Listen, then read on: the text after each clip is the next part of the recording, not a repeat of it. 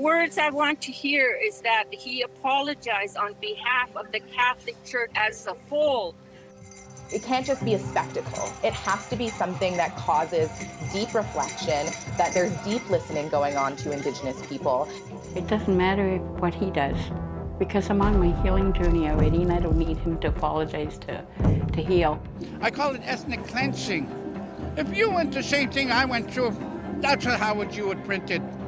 I've spoken many times about the importance of concrete action, not just beautiful words. I myself have been very triggered by this week, and you saw an exponential increase in calls to the National Indian Residential School helpline. If we're true to our word in terms of healing and reconciliation, we're going to have to be able to forgive.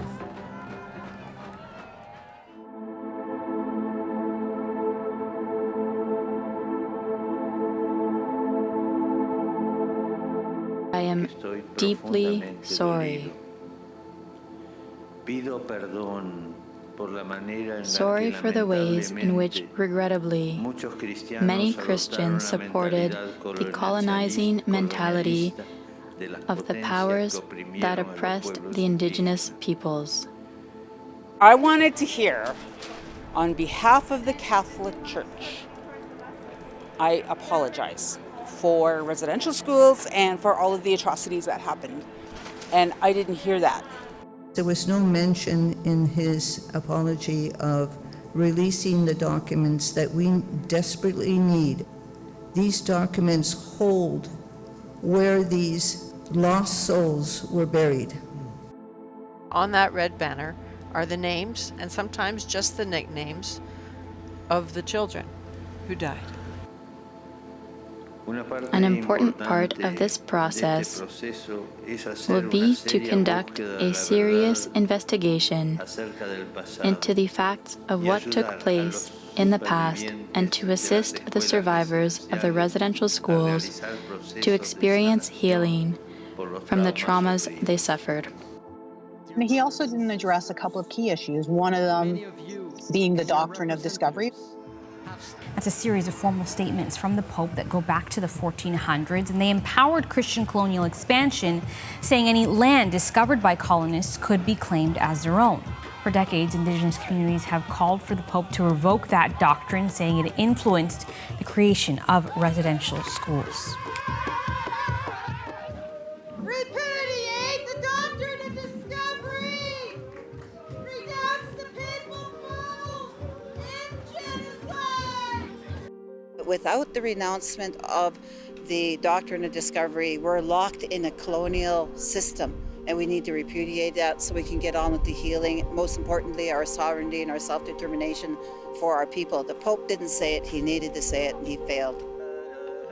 The Pope was given a traditional headdress to wear by the Truth and Reconciliation Commissioner who invited him. But that is also something that is often reserved, I think, for people who have acted very honorably. It was disappointing to see, and for them to do that and gift him this sacred item was kind of disappointing. Chief Littlechild followed his protocols here. He went to the elders, he went to the leadership, and requested permission to present that gift.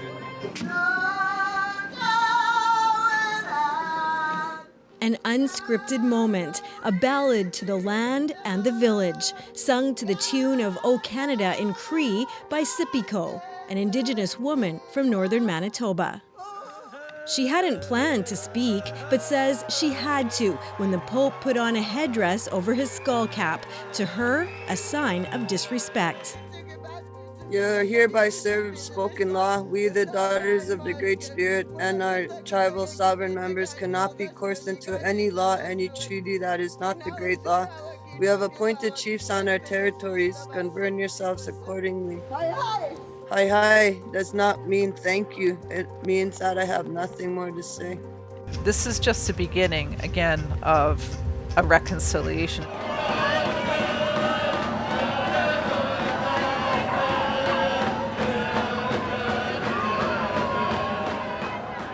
Do we talk to our elders and take time to listen to them? The Pope's traditional Mass, including some Latin, did not address Indigenous cultures or traditions. For an Indigenous person and a priest, this Mass was a missed opportunity of the celebration of Indigenous spiritual ways. There was so much talk of our elders, of our grandparents, of our families, but our grandparents, our great-grandparents, our families went to residential school.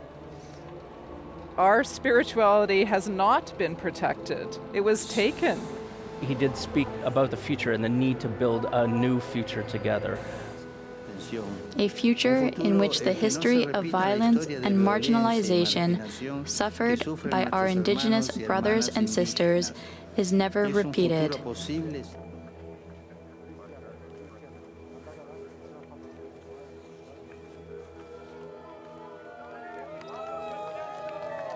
July 26th marks the Feast of St. Anne. She's considered to be the grandmother of Jesus.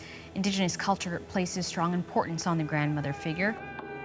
The reason why I came is to celebrate this event with all the rest of my brothers and sisters in Indigenous country. This is a long time coming, and we waited for many, many years for this to happen. Dear Indigenous brothers and sisters, I have come here as a pilgrim also to say to you how precious you are to me and to the Church. I think we need to hear this over and over again, that we matter, that our presence in the Church is not a detriment, but a real blessing. Part of the painful legacy we are now confronting stems from the fact that Indigenous grandmothers were prevented from passing on the faith in their own language and culture. To speak about sort of grandmothers and mothers and their important role in the family, and this is true, but without paying attention to the context that the colonial system, the Catholic education system of residential schools actually broke those families apart.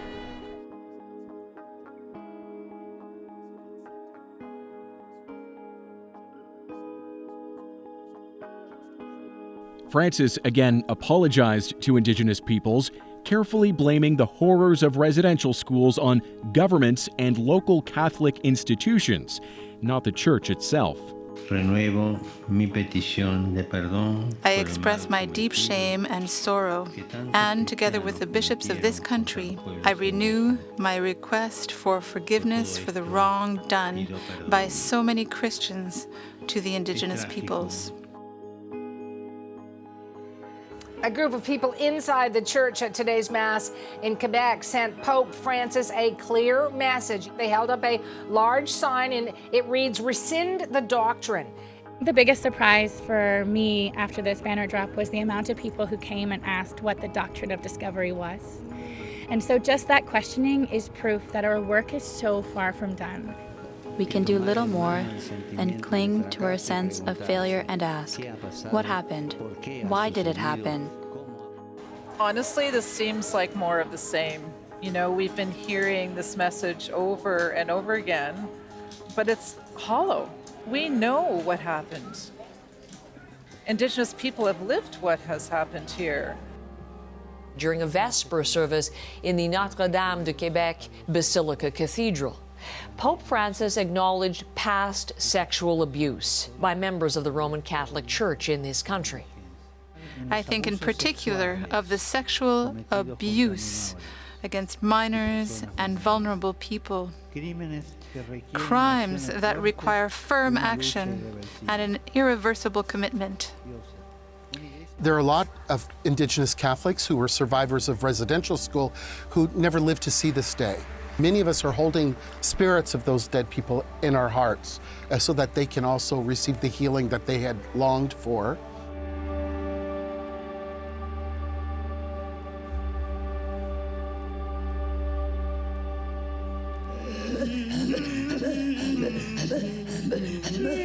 Cultural practices like singing, these are the very things that the residential school system brutally and violently suppressed. To have them front and center when the Pope comes to visit is really meaningful.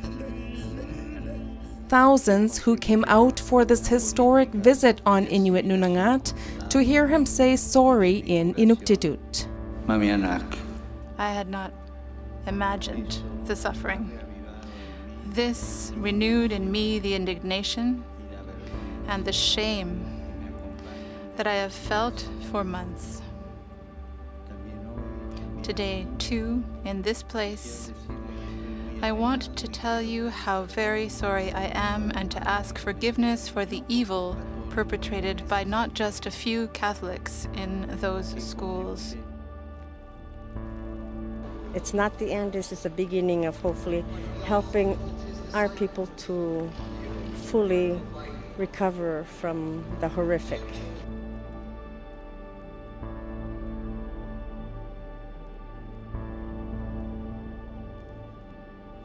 The Truth and Reconciliation Commission concluded the schools amounted to cultural genocide, but the Pope never used that word during his trip. But he did on the way back to here in Rome. Sì, è una parola tecnica, genocidio, ma io non l'ho usata perché non mi è venuto in mente. Ma ho descritto che è vero, sì, è un genocidio.